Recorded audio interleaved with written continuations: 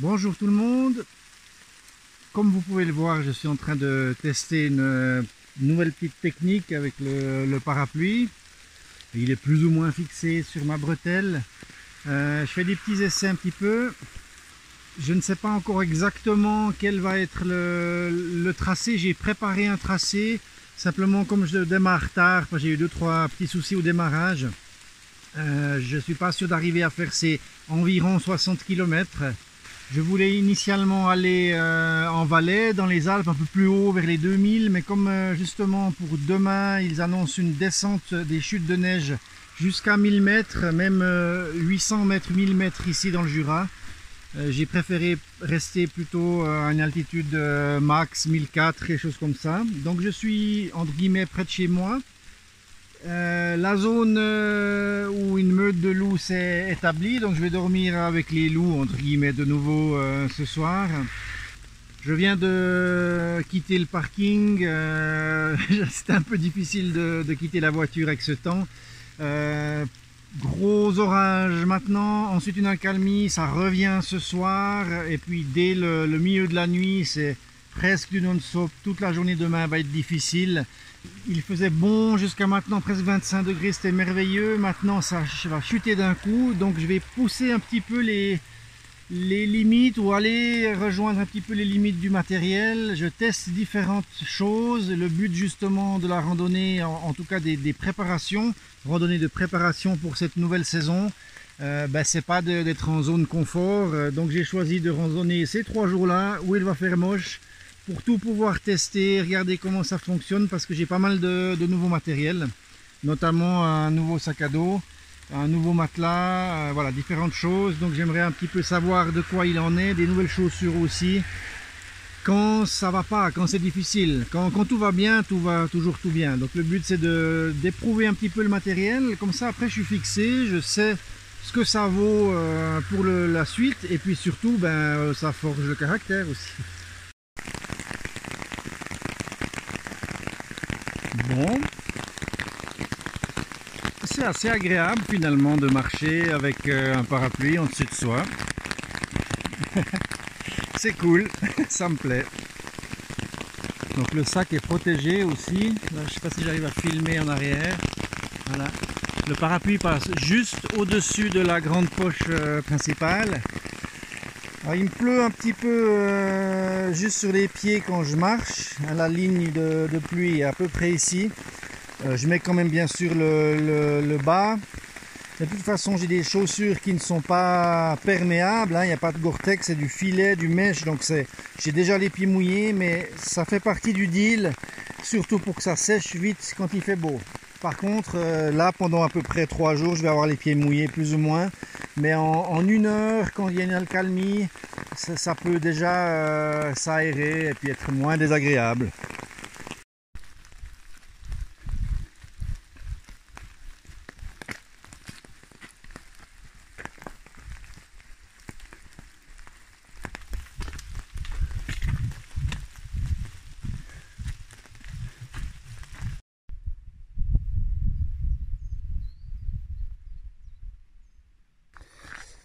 Deuxième sortie pour ces nouvelles chaussures basses de trail. Il s'agit des Altra Lone Peak. C'est le modèle 4.5, donc modèle 2020. Je teste le Zero Drop, c'est-à-dire qu'il n'y a donc aucune surélévation du talon. Il faut y aller mollo avec ça, dans le sens où ça demande en fait la pleine élongation du tendon d'Achille et des muscles et compagnie. Donc il faut faire attention à ne pas se faire mal, à ne pas se faire un claquage et autres et compagnie, pas forcer au début pour que le corps puisse s'habituer à retrouver finalement la position pour laquelle il a été fait, créé, conçu par la nature, c'est-à-dire marcher pieds nus à la base. C'est pas pour rien que toute notre ossature est faite comme ça. L'être humain qui croit toujours tout savoir a créé des talons pour une espèce de soulagement, blablabla. Mais forcément ça se répercute ailleurs. Le problème c'est que on a marché toute notre vie comme ça, avec des chaussures surélevées. Donc voilà, ça fait 45 ans que tu marches comme ça, c'est un peu difficile. L'avantage aussi, c'est les doigts de pied peuvent vraiment s'étaler, surtout dans les longues durées. Quand on marche pendant des semaines et des semaines, le pied a tendance à s'écraser, à prendre sa place en fait, à devenir plus souple, etc. Donc on a besoin de place. Alors voilà, je teste. Là, je les porte juste avec des mini-guêtres pour la boue, etc.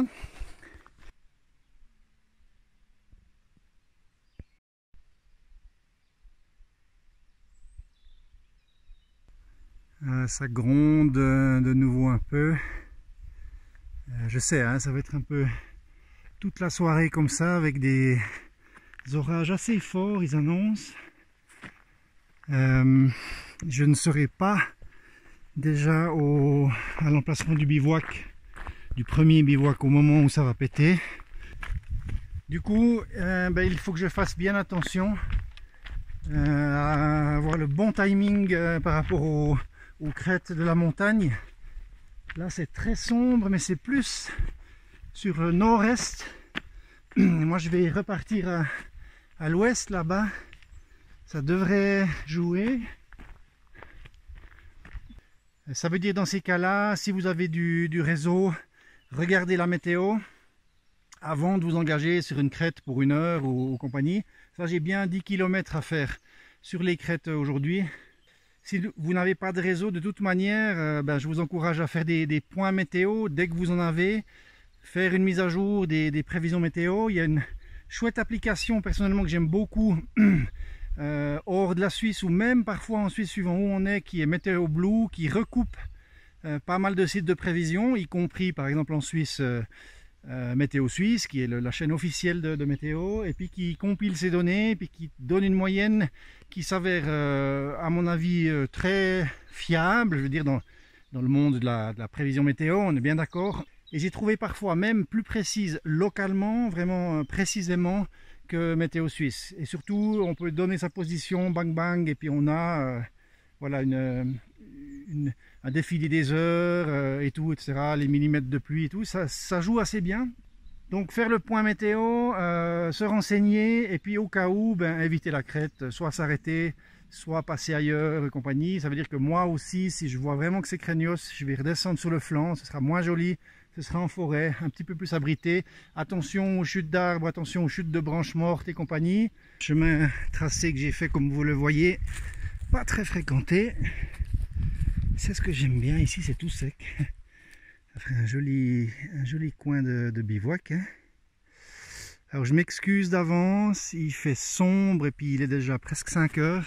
Ça veut dire que la caméra doit monter en sensibilité, donc ça commence un petit peu à être moins bon en qualité. Ça secoue un petit peu, il y a des pixels, enfin voilà, excusez-moi d'avance.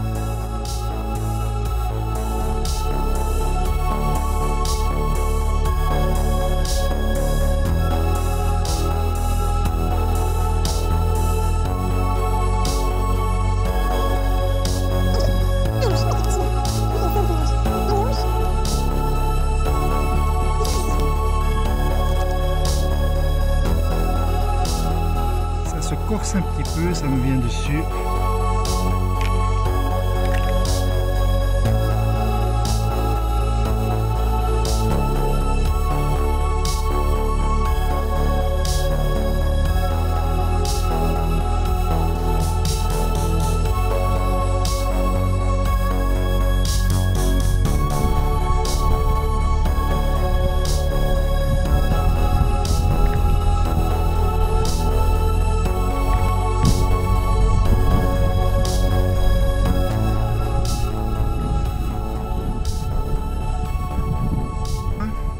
Magnifique, hein, ces murs en pierre sèche là, fantastique, très bien entretenu, bravo.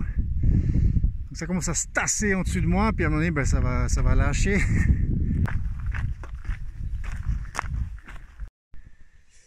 Je suis déjà en train de chercher un lieu de bivouac, peut-être avant que ça pète. Là c'est ces fleurs jaunes, hein, qui forment un chemin qu'on retrouve ici.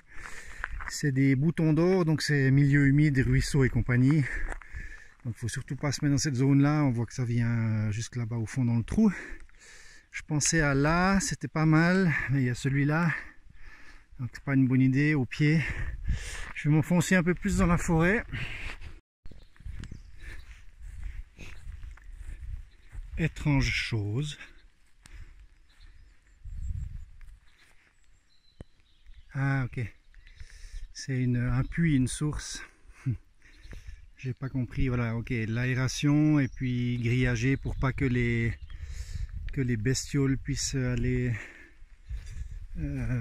déféquer à l'intérieur et compagnie. D'où les départs de ces tuyaux. Ça c'est toujours l'éternel souci, hein.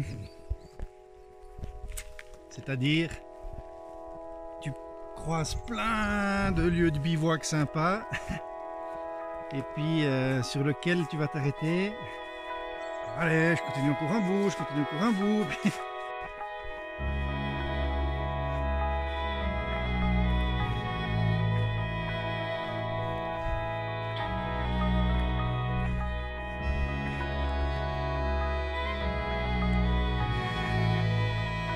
J'ai décidé de pousser encore un petit peu, là ça s'est calmé.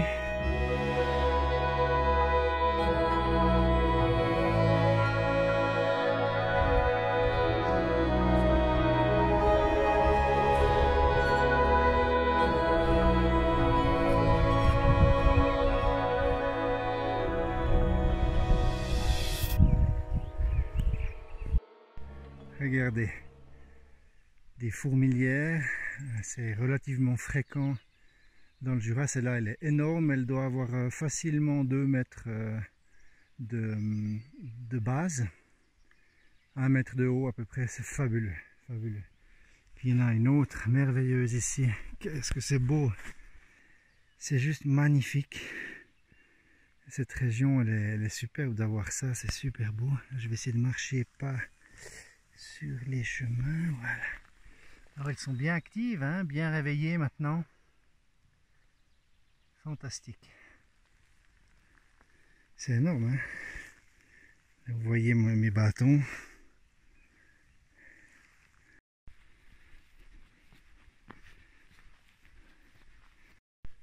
On est à 1400 mètres, face nord.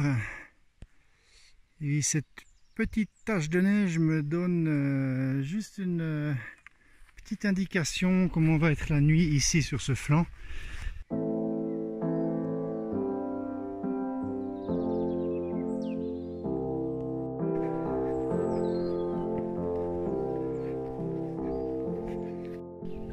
Quand vous cherchez un lieu de bivouac, là je me disais tiens c'est pas mal ici, etc. Il faut bien observer autour de vous.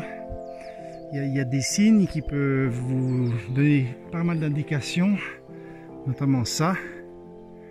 Donc là on voit que c'est un arbre qui a été écimé. Il avait une cime double, hein, ça a pété à ce niveau-là.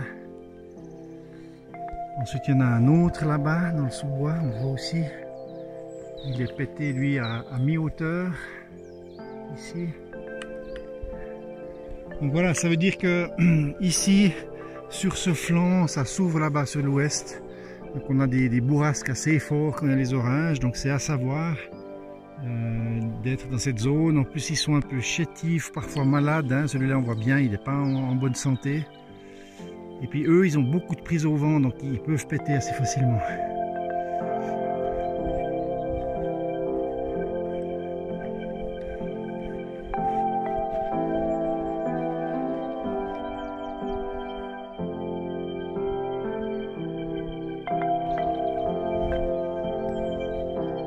Voilà, maintenant ça commence à être l'heure de vraiment se trouver un lieu de bivouac. Voilà donc le milieu d'où je viens, typiquement jurassique calcaire. On y trouve des empreintes de dinosaures, des tas de belles choses, et puis c'est un pays magnifique. Peu de rivières, hein, peu de cours d'eau, tout part directement dans le sol ici. Donc ici on a un point d'eau, mais qui est en fait une nappe un peu plus bas, hein. Mais on n'a rien quasiment en surface. Par contre il y a énormément de grottes, il y a les grottes de Vallorpe qui sont très connues. Bon, Et ben j'ai décidé de continuer. On continue encore un petit bout, de passer sur la face sud, 1570 et des poussières. Du coup, le bivouac, ce sera avec vue sur les Alpes. Le soleil se lève à l'est là-bas, plein sud sur les Alpes, dans du Midi, Mont Blanc, etc. Bon, on va rien y voir, puis demain matin, il pleuvra comme c'est pas permis. J'ai presque envie de me mettre là-bas. Il y a un plat fantastique ici, abrité des sapins. Je pourrais me mettre un peu plus loin, me décaler pour être plutôt derrière ceux-là. Le problème, c'est que je suis vraiment sur la crête. C'est l'orage plutôt qui me fait un peu peur. On voit donc le lac Léman avec l'entrée du Valais là-bas au fond. En face, c'est Évian, sur la berge française. Mais là, je suis pas loin de trouver mon lieu. Et à un moment donné, il faudra que je m'arrête. Hein.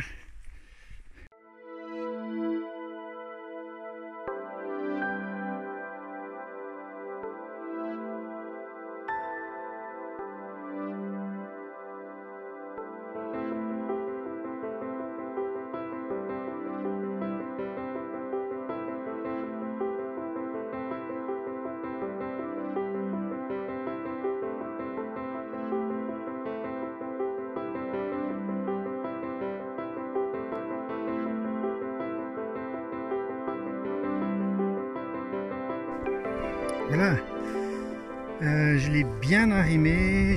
En général, j'utilise toujours les renforts comme celui-là. Ça permet d'avoir un tout petit peu plus de place sur le pan, mais aussi surtout de renforcer parce que c'est une bonne prise au vent. L'ouest est dans cette direction-là. Donc si la tente prend l'orage, elle va le prendre depuis cette face-là. Pour les possesseurs ou ceux qui pensent une fois avoir une duplex, en fait il y a entre guillemets un sens. Ça veut dire que là où il y a les deux patchs Zipax, les deux logos, il n'y en a pas de l'autre côté. C'est ça qu'il faut mettre face au vent. Voilà, c'est ça qu'il faut mettre face au vent et face aux intempéries, parce que le recouvrement se fait dans le bon sens. Hein, ici, l'effet de tuile, si on veut. Ce qui veut dire que quand vous laissez une des portes entrouverte, même avec beaucoup de vent, voilà, par exemple celle-là, du coup c'est dans le bon sens en fait, tout simplement. Ça fait plus de couverture et de protection. L'autre chose que j'ai faite, c'est que face au vent et aux intempéries, je l'ai mis assez ras du sol. Et puis de l'autre côté, je l'ai mise un petit peu plus haute pour que l'air puisse circuler. Voilà. Elle est un peu penchée du coup face au mauvais temps. Ça c'est pour que voilà, que j'ai moins de courant d'air qui arrive par là. Maintenant on va dire la baignoire, si on peut appeler ça comme ça, elle est tellement haute, hein, il n'y a aucun souci. Et puis je peux encore la remonter. Ici, ce truc, ça sert à remonter le fond, hein, la baignoire, on va dire. Du coup, on peut gérer ça suivant les intempéries. J'adore cette duplex, c'est vraiment une tente exceptionnelle. Ce que je vais essayer de faire, c'est de m'en faire une Solplex et demi, qui soit un tout petit peu peut-être moins grande. Je vais perdre un tout petit peu de confort, gagner un peu en poids.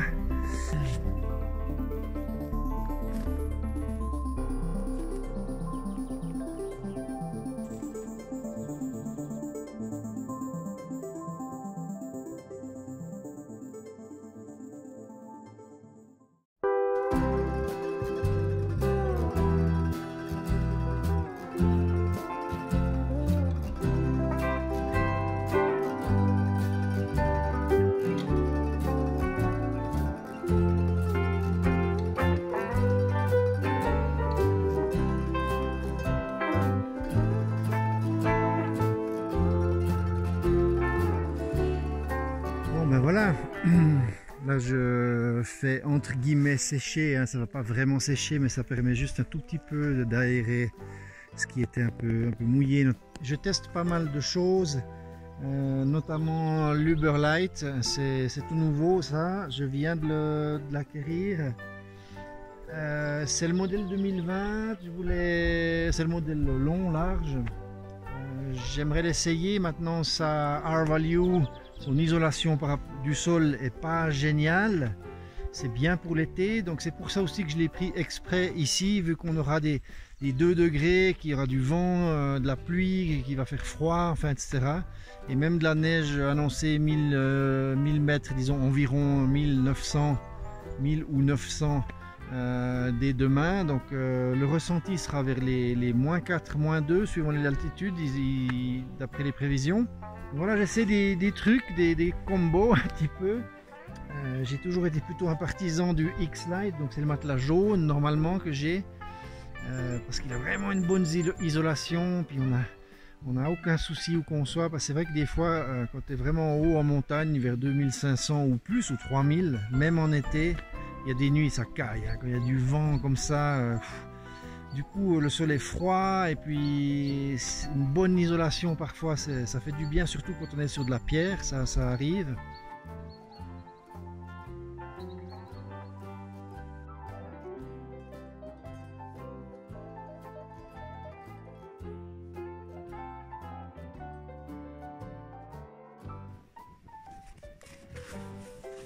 Mettre le sac à nourriture, c'est pas forcément le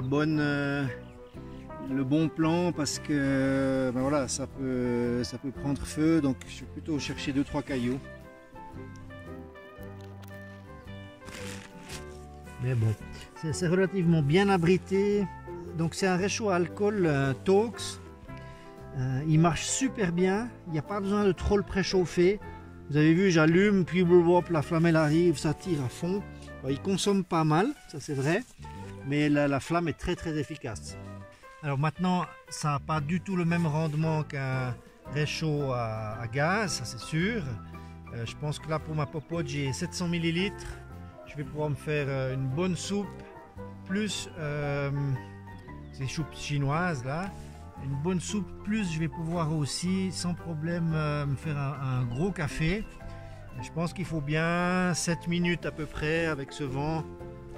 L'alcool c'est chouette, ça sent bon, c'est pas cher, c'est facile, c'est relativement léger. On trouve encore des sets encore plus légers.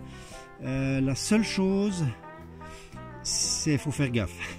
Parce que là, si je le renverse, si je shoote dedans ou quoi que ce soit, le liquide est projeté là-bas, toute la tente prend feu, enfin voilà, c'est infernal. Puis tu n'arrives plus à l'éteindre en tapant dessus, ça switch, ça gicle plus loin, ça prend feu encore plus loin. Le seul moyen, c'est l'étouffement. Donc voilà, il faut faire vraiment gaffe, quoi, c'est important.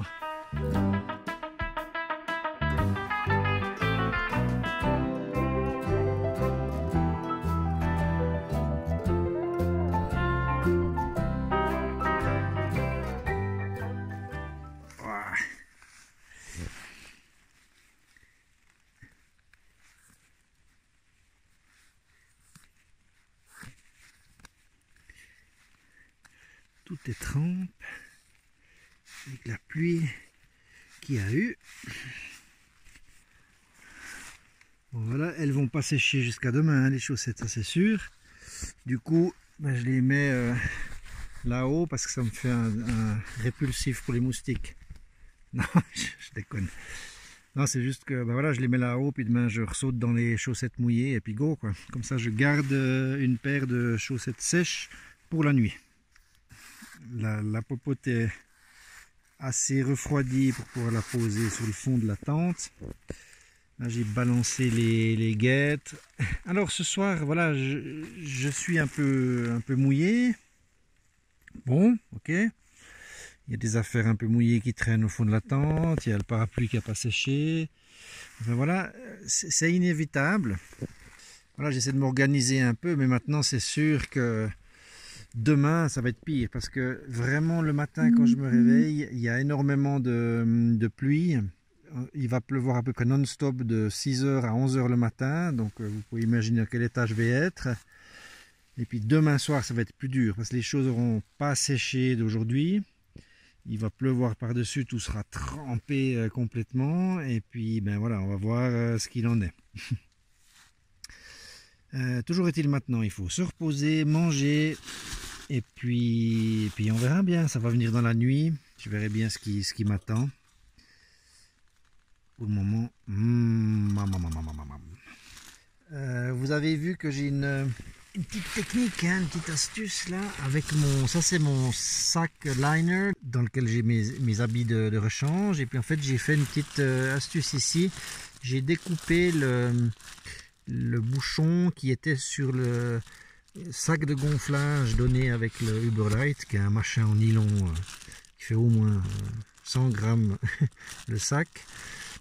Et puis du coup, ben, j'ai quelque chose d'étanche ici, complètement, mais qui a un double emploi. Il me fait à la fois liner pour le sac, mon sac entre guillemets de compression, et surtout sac étanche pour mes habits et mon sac de couchage.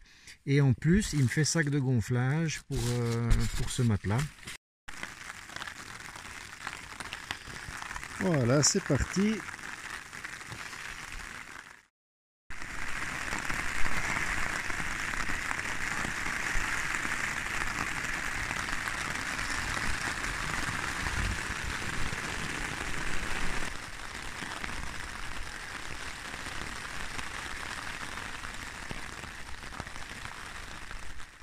Il est 6h30, j'ai bien dormi, et là ça fait bien 30 minutes que j'attends en fait. Je crois que je me suis réveillé vers 6h, je vais déjeuner et puis j'ai regardé un peu la météo, ça va être comme ça tout le matin jusqu'à 11h,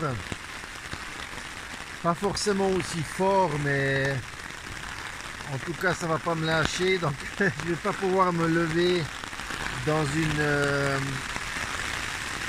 je vais pas pouvoir me lever dans une accalmie.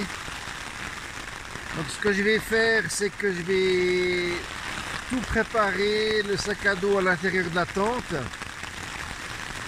m'équiper, tout le tralala, et puis ben, tout à coup je vais sortir et démonter la tente.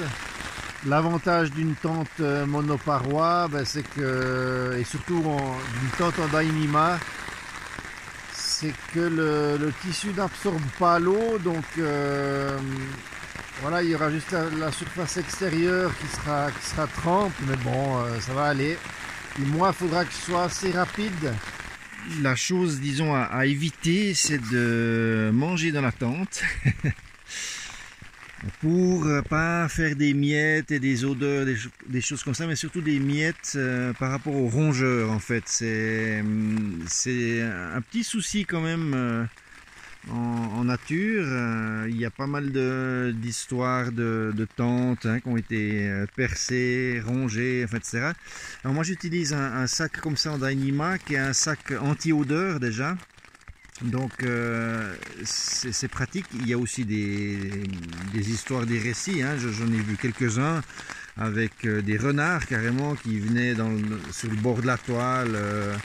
Quand on s'éloigne un petit peu, qu'on laisse la tente comme ça, si on est dedans ils vont pas venir, mais et puis qui essaient de chipper des choses à manger. Donc voilà, pas laisser des miettes. En plus, si on est dans un pays à ours et compagnie, on évite les odeurs et tout ce genre de choses, hein. Ça pourrait être le souci d'une rencontre pas forcément bienvenue en ayant des odeurs et des bouts de pain, enfin voilà, des choses comme ça. Moi, ce que je fais, c'est que bon, aujourd'hui, vous vous doutez bien que je vais pas aller manger juste là dehors, hein. D'ailleurs ça commence un peu à forcir. J'ai défait la moustiquaire pour la mettre comme ça. Ça me permet après s'il y a des miettes, hop, ça me fait une petite nappe et puis tout mettre dehors facilement. Donc je me penche un peu, je mange là devant sur ma moustiquaire, puis après j'envoie tout à l'extérieur. Maintenant les odeurs, ben voilà, ça prend un petit peu quand même. Donc petit déjeuner rustique, quelque chose qui tient un petit peu.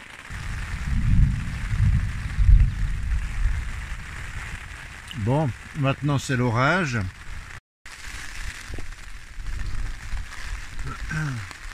Comme on l'a vu ensemble hier, je suis maintenant sur une crête. pas tout à fait sur la crête justement. J'étais redescendu un peu en couverture d'arbres et compagnie, me suis un peu éloigné des plus grands sapins. Malgré tout, il faut que je me méfie à la reprise de la marche, parce que là, je vais suivre la crête sur pas mal de kilomètres. Du coup, il ne faudrait pas que je sois en situation orageuse, comme c'est le cas maintenant. Regardez encore une fois un peu le radar, la météo, pour que le principal soit passé.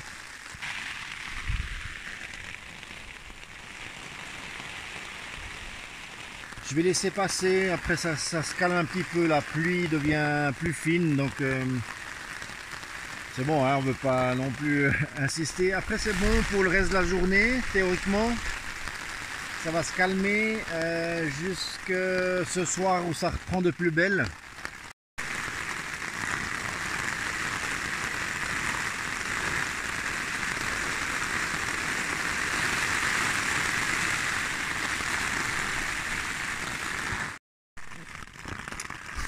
Phénomène intéressant. Il y a de la condensation dans le matelas alors que je l'ai gonflé avec un sac de gonflage, mais ça veut dire que même l'air un peu plus chaud avec le chaud-froid, avec le sol, fait de la condensation. C'est tellement fin qu'on la voit, du coup peut-être sur les autres j'avais aussi. C'est juste sur les bords, mais pas ici, je vois rien en tout cas au centre. Il pleut toujours très fort. Là, il est presque 9 h. C'est vraiment torrentiel. J'arrive pas à démarrer. J'ai vraiment pas envie. Après, j'ai regardé un peu les bulletins météo et tout a changé. Ils ont complètement modifié. Ça veut dire qu'il n'y aura pas tellement d'accalmie aujourd'hui. Donc, je vais juste réfléchir. Disons, vu que je suis là par choix, est-ce que je vais vraiment continuer pendant toute la journée sous la pluie? Bon, ça, j'y suis obligé pour revenir à la voiture. Il y a une différence quand même entre quand tu es dans une randonnée de longue distance. Bon, ben, tu y es, t'as pas le choix, tu te dis bon, ben ok, allez, on y va, on pousse un bout. On est mouillé, c'est la vie, etc. Et puis quand tu es là juste par décision, sans voilà, tu peux rentrer quand tu veux, il n'y a pas de souci, et puis revenir une fois quand il fait beau. L'essentiel pour moi a été testé. La tente ici, bon, je la connais. Ce que je voulais surtout voir, c'était le matelas, l'isolation. C'est super bien allé. Disons, en tout cas, avec ce petit pad que j'ai dessous, avec cette nuit crue là comme ça aujourd'hui, c'est très bien allé. Donc j'aurai pas plus froid en température que ça en été, même à 2500, il n'y a pas de souci. Donc ça va jouer.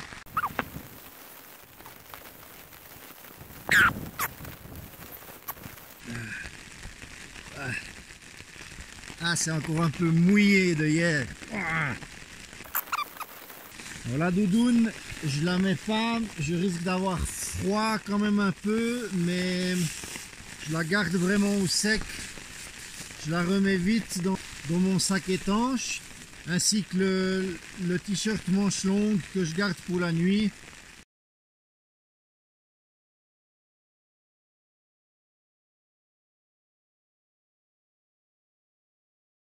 C'est pas facile le démarrage quand c'est comme ça. Oh, j'ai pas envie d'aller dehors là, sous la pluie. Sous la pluie.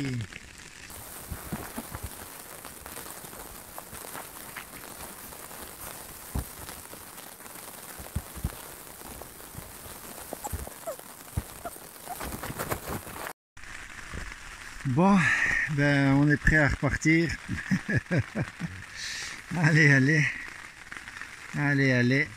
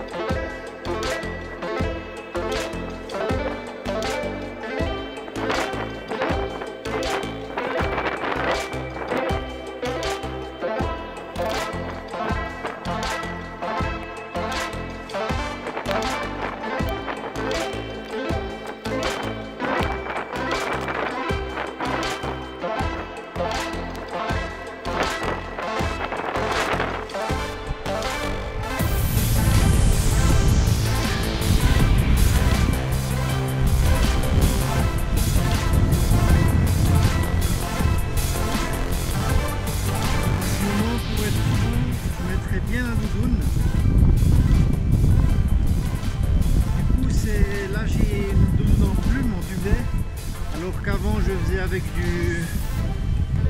une doudoune synthétique en Apex, la United Equipment. Et puis je la mettrai sans hésiter parce que il fait froid, je vais pas transpirer comme un fou dedans, mais malgré tout elle va être humide. Elle sèche très vite, je peux la remettre au camp même s'il est humide, elle me tient quand même chaud, tandis que là si je fais ça avec l'excellent duvet, c'est moins bon. J'ai des gants mais je les mets pas. Le but c'est de bien me faire réfléchir pour cet été aussi sur ce que je prends, ce que je prends pas. Mais bon, des conditions comme ça c'est relativement rare, ça veut dire en été on y est confronté une fois, disons sur un col, un moment particulier, on se débrouille quoi. On met des coronets plastiques, des ziplocs.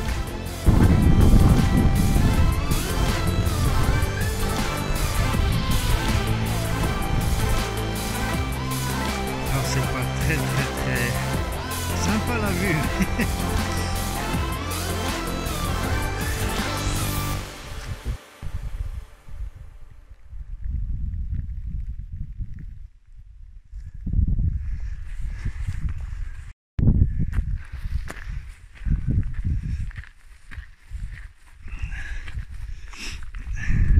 Aujourd'hui je vais marcher, je pense 4-5 heures en tout pour revenir au point de départ. Donc c'est quand même pas mal, c'est un peu plus dur à filmer parce qu'en fait l'écran, le touchscreen il va dans tous les sens, je l'essuie à chaque fois, déjà rien que pour rentrer le code parce qu'il ne reconnaît plus mon empreinte digitale.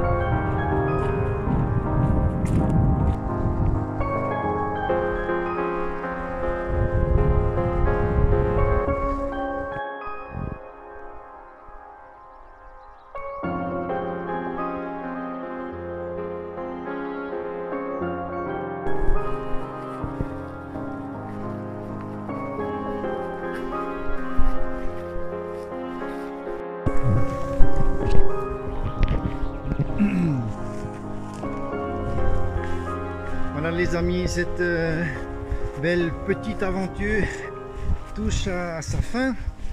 Merci d'avoir suivi, j'espère que ça vous a un petit peu dépaysé.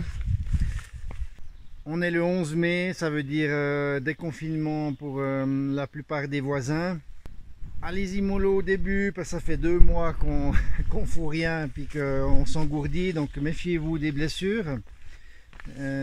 Surtout profitez, faites-vous du bien, réalisez à quel point cette nature est merveilleuse et à quel point il faut la protéger, puis peut-être se poser des bonnes questions. Personnellement, ayant été en semi-confinement, ça veut dire qu'on avait le droit de pouvoir aller se balader, faire des randos comme ça autour de chez nous. J'ai la chance d'avoir un terrain de jeu qui est la réserve naturelle du Creux du Vent et compagnie juste derrière moi, juste derrière chez moi.